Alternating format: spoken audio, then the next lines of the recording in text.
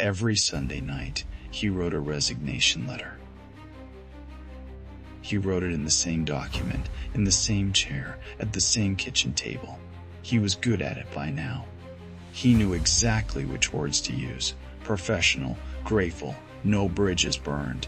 He would read it over once, sometimes twice. And then, every single Monday morning, he deleted it.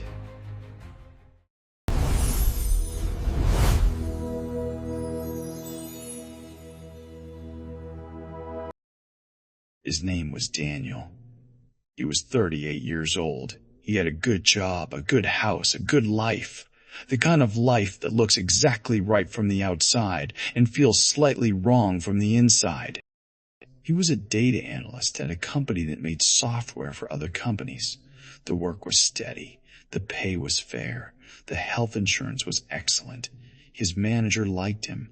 His colleagues respected him. Nobody had any complaints. But every Sunday night, he sat down and wrote that letter. Because in the garage, the one-car garage that hadn't housed a car in 6 years, Daniel built furniture, not as a hobby. That word was too small. He built furniture the way some people breathe, like something inside him required it. He had built a dining table, 2 bookshelves, a rocking chair, a toy chest for his daughter. He had taught himself joinery from YouTube videos at midnight. He had calluses on his hands that his office badge didn't know about. When he was in the garage, he didn't check his phone. He didn't think about quarterly reports or performance reviews. He thought only about the wood, the grain, the angle, the way 2 pieces could become one thing if you were patient enough. He was a different person in that garage. But his father had told him years ago, gently, because his father was a gentleman, that woodworking was a beautiful thing but not a living. His parents had sacrificed too much for him to take risks with the rent.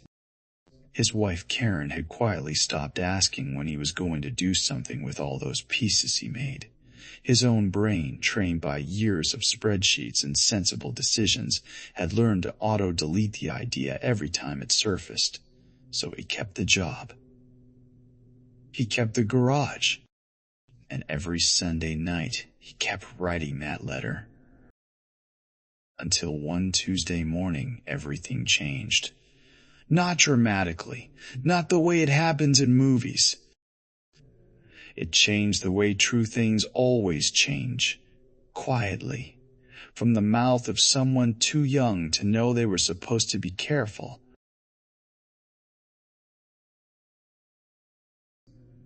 It was a Tuesday. Daniel sat at the kitchen table eating breakfast, the kind of breakfast you eat without tasting it.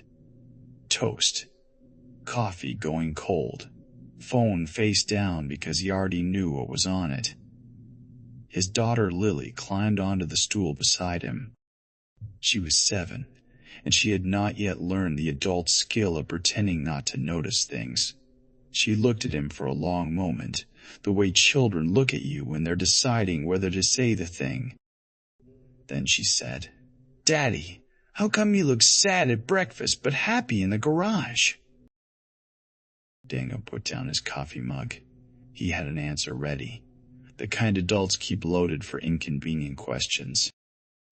Something about being tired, something about grown-up things, something that would close the door politely without lying too hard. But looking at Lily's face, completely open, no agenda, just a child who loved her dad and noticed something was off. He couldn't fire it. He said, "I don't know, Bug." And the honesty of it surprised him more than it surprised her. She nodded like that was a perfectly reasonable answer, slid off the stool, and went to find her stuffed rabbit. And Daniel sat there alone at the kitchen table, in the cold morning light, with the taste of that sentence in his mouth. I don't know. He had been so focused on surviving the weeks, Monday through Friday, inbox to inbox, meeting to meeting, that he had stopped asking why. He had stopped checking whether any of it was actually his choice, or just the accumulated weight of other people's expectations that he had stopped noticing because it had been there so long. That night, he went to the garage, not to build anything. He just sat on his workbench stool and looked at the room. The tools on the pegboard, the half-finished cabinet in the corner, the wood shavings on the floor from last Saturday, the single warm lamp throwing amber light across everything, and on the wall, something he hadn't looked at in years, a photograph pinned with a single tack. Him at maybe 10 years old, standing at a workbench, his father's large hands guiding his smaller ones across a piece of rough pine, both of them looking down at the wood. Neither of them looking at the camera.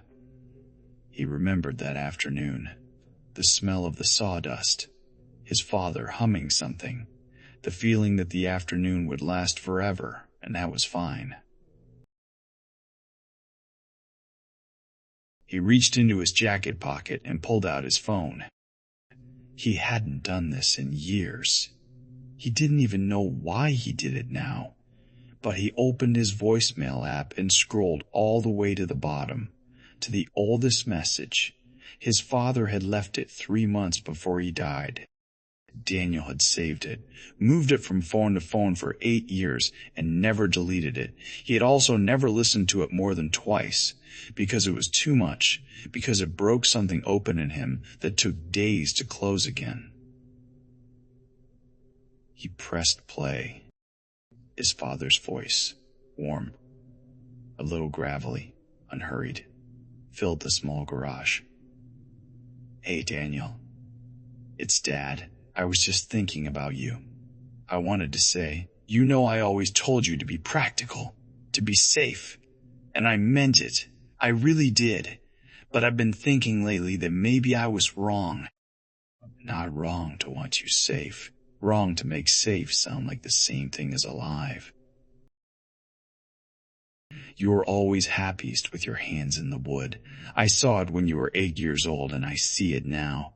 Do the thing that scares you, son. The thing you keep talking yourself out of. I'm not going to be around forever to tell you this, so I'm telling you now." Voicemail ends. Silence. Daniel sat in the amber light for a long time. He didn't cry. Not yet. He just sat there, listening to the silence the voice had left behind. The next Sunday night came. Daniel sat at the kitchen table, opened the laptop, opened the document. He read the letter one more time, every careful, polished, self-erasing word of it, and this time he didn't delete it. He printed it, then he folded it, put it in an envelope, wrote his manager's name on the front, and placed it in his jacket pocket, not to send tomorrow, but to carry, to feel its weight for a few days, to see how it felt to have made a decision instead of just dreaming about one. He talked to Karen that night. Really talked. Not the kind of conversation where you manage the other person's reaction while you speak, but the kind where you don't know what you're going to say till it's already out. He told her about the garage, about how it was the only place he felt like himself, about his father's voicemail, about the resignation letter he'd been writing and deleting for 6 years, about Lily's question and how it had broken something open that apparently needed to be broken. Karen was quiet for a long time. Then she said, "I know. I've known for years. I just didn't want to push you somewhere you weren't ready to go." She said, "If you want to do this, I mean really do it, then we figure it out together. But Daniel, you have to actually do it." He didn't hand in the letter the next day, or the day after that. He did something harder first. He built a website, just simple. Photographs of the dining table, the bookshelves, the rocking chair. 3 paragraphs about who he was and what he made. He showed it to nobody. He published it at midnight on a Wednesday and then immediately closed the laptop and went to bed before he could reconsider. 3 days later, a stranger left a comment. "Is the rocking chair available? My mother is turning 70. She cries at beautiful things." Daniel stared at those 2 sentences for a long time. He had spent 6 years building things that nobody outside his house had ever seen. 1 website, 3 days. And a stranger on the internet wanted to buy a chair for her mother's 70th birthday because she thought it was beautiful enough to make someone cry. He replied, "Yes. Give me 3 weeks." He spent those 3 weeks building the best rocking chair he had ever made. He took his time with the joints. He chose the wood carefully, a piece of cherry he'd been saving without knowing why. He finished it with 3 coats of oil, buffing it by hand between each coat. When he delivered it, the woman who opened the door looked at it and put her hand over her mouth. She said, "My mother is going to love this. How long have you been doing this?" Daniel thought for a moment. "Seriously?" he said. "About 3 weeks." He submitted the resignation letter 4 months later. He had 3 commissions lined up, a small savings runway he and Karen had quietly built, and a daughter who had started coming to the garage on Saturday mornings to hand him tools and ask him the names of things. He handed in his notice on a Monday. For the first time in 6 years, he didn't dread Monday morning. Maybe you have a resignation letter of your own, not necessarily a real one, but something you've been writing in your head and deleting every morning, a decision you rehearse and walk back, a version of yourself you visit privately and lock away before anyone can see. Daniel's story isn't about quitting your job. It's about something harder and more specific than that. It's about the cost of living for other people's version of you for so long that you start to forget there was ever another version. The practical version, the safe version, the version that everyone else is comfortable with. It feels responsible. It feels like love sometimes. But over time, it starts to feel like a room you can't leave. Here's what Daniel's story quietly teaches. 3 things you can carry into your own week. The first is this. The question a 7-year-old asks you is worth more than the answer a 40-year-old rehearses. Lily didn't give Daniel a plan. She didn't tell him what to do. She just asked him something true. And sometimes one honest question from someone who loves you is worth more than every strategy session you've ever had with yourself. When someone who sees you clearly says something that stops you, listen to it. The second is, you don't have to blow your life up to start living it. Daniel didn't quit on a feeling. He built a website first. He made 1 chair. He had 1 real conversation. He took steps small enough to be reversible, and they added up to something irreversible.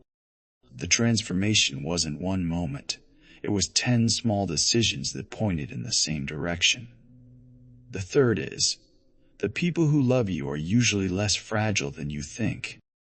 Daniel had been protecting Karen from his truth for years. Managing her expectations, staying quiet, making the safe choice so she wouldn't have to worry. When he finally told her everything, she said, "I've known for years." She wasn't waiting for him to be safe. She was waiting for him to be honest. Your life is not a dress rehearsal for the version where you finally feel ready. There is no version where you feel completely ready. There is only the version where you decide that the cost of staying still is higher than the cost of moving. Daniel's father said it best, in a voicemail he left to be found at exactly the right time. I was wrong to make safe sound like the same thing as alive. You are allowed to want more than safe. You are allowed to build the thing that scares you. You are allowed to be the version of yourself that shows up in the places where no one is watching. in the garage, in the notebook, in the early morning before anyone else is awake.